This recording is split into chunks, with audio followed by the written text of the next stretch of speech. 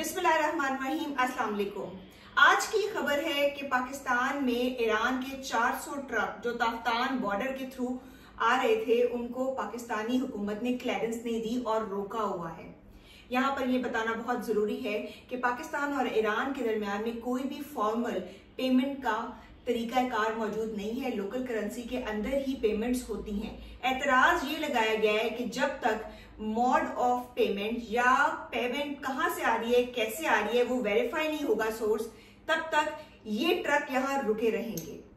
अभी फिलहाल 45 दिन का डेफर लगाया गया है। 45 दिन के बाद सोचा जाएगा कि मजीद क्या करना है और 45 दिन के अंदर जितने भी ट्रक हैं उनको क्लियरेंस देने के बारे में बात हो रही है।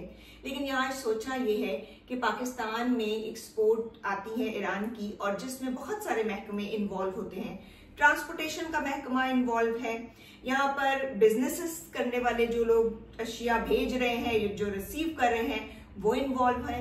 बहुत बड़ा अमला जो कंट्रोल करता है एक्सपोर्ट को यहाँ आने से पाकिस्तान की साइड पे और ईरान की साइड पे भी, वो मौजूद है। इन सारे लोगों का इस सारे मसले में कितना ज्यादा ताल्लुकात खराब होंगे और दोनों ममालिक के दरमियान जो ताल्लुकात खराब होंगे वो तो होंगे ही। अब पूछना हमें ये है कि क्या इस हालात में जिसमें पाकिस्तान ऑलरेडी बहुत सारे मुआशी मसाइल से दो चार है, क्या वो ईरान जो जिसके साथ उसके रिलीजियस ताल्लुकात भी हैं, मुसलमान मुल्क है, साथ में सकाफती ताल्लुकात भी हैं, ये सब चीजें करना अफोर्ड कर सकता है?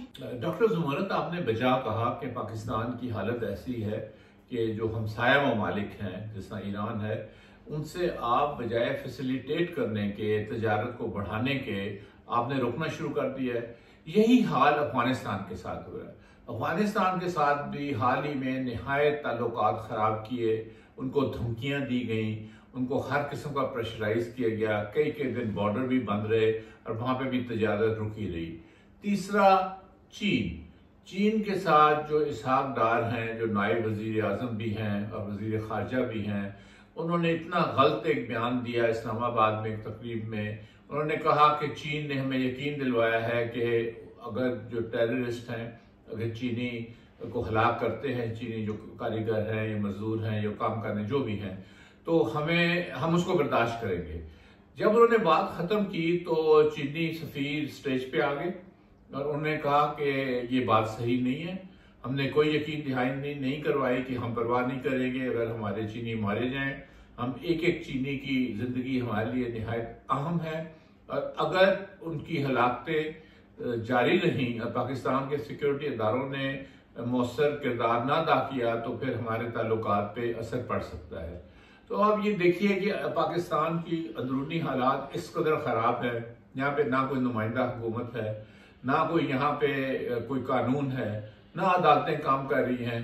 तो उसके बाद ये आप शुरू करते हैं एक और तमाशा, तो फिर बिल्कुल ही पाकिस्तान कुचल के रह जाएगा। लेकिन डॉक्टर फारूक उस्ताद, आप ये बताएं कि इस वक्त जबकि ईरान मशरिक वस्ता में एक अहम जंग के अंदर शामिल होता हुआ नजर आ रहा है, हमने ये देखा है कि किस तरह इजरायली फोर्सेस ने ईरान के अंदर घुसकर उसके मुख्तलिफ शहरों में बम्बार्डमेंट की है और मशरिक वस्ता में इजराइल और पैलेस्टाइन का जो फलस्तीन का जो इशू है वो भी एक बहुत गंभीर सूरत हाल इख्तियार करता जा रहा है। इस सूरत हाल में आपको नहीं लगता इस कंडीशन के अंदर पाकिस्तान जो कि एक मुस्लिम मुल्क है, बाउंड्री लगती है, उनका बॉर्डर मिलता है और बहुत सारे डायमेंशंस हैं उनके ईरान के साथ ताल्लुकात में, ऐसी कोई भी चीज या ऐसी हरकत नहीं करनी चाहिए जिसमें एक मुल्क जो कि पहले ही अंडर यूएस प्रेशर है, सैंक्शंस लगी हुई हैं, उसके ऊपर और किस्म की जारियत जारी है, उसमें आप एक जेस्चर भी तो प्रोवाइड कर रहे हैं ना कि we are not supporting you in this condition. इस वक्त इस तरह का जो अमल है वो दोनों ममालिक के दरमियान में कशीदगी पैदा करेगा। देखें, कशीदगी तो बहुत छोटा लफ्ज है। पाकिस्तान इस वक्त घिरा हुआ है, तन्हाई का शिकार है और हिंदुस्तान को देख लीजिए ना, हिंदुस्तान के साथ पाकिस्तान के कितने हॉस्टाइल ताल्लुकात हैं, वो पाकिस्तान से बात भी करना नहीं चाहते। तो अगर अपने जो दोस्त ममालिक हैं उनके साथ भी ये हो जाए तो फिर आप अंदाजा लगा लें कि पाकिस्तान का क्या हाल होगा। आपने ये बात की ईरान के साथ ये गलत पैगाम जाएगा। देखिए, पैगाम तो हमने बहुत से गलत भेज ही दिए हैं। गाजा के मामले में कोई यहाँ पे अगर जुलूस भी निकालना चाहे, फलस्तीन का झंडा भी लहराना चाहे, जिस तरह के जमात इस्लामी के जो सेनेटर हैं उन्होंने किया, उनको पकड़ के जेलों में डाल देते हैं। यानी कि आप फलस्तीन के हक में आवाज भी बुलंद नहीं कर सकते। इसलिए कि जो हुक्मरान हैं इनकी बिल्कुल कोई बुनियाद नहीं है। ये सिर्फ ये समझते हैं कि हम अमेरिका को खुश रख के और यहाँ पे हुकूमत जितनी भी चाहें कर सकते हैं। इनकी ये गलतफहमी है। अवाम की कुव्वत होती है। हमने माजी में भी देखा और हम आगे भी देखेंगे, अभी भी देख रहे हैं। अगर इस तरह इन्होंने अवाम को कुचला और अवाम की जो जज्बात हैं उनके खिलाफ जाके कोई बात की, चाहे वो खारजा पॉलिसी हो या अंदरूनी पॉलिसी हो, इनको बहुत नुकसान उठाना पड़ेगा।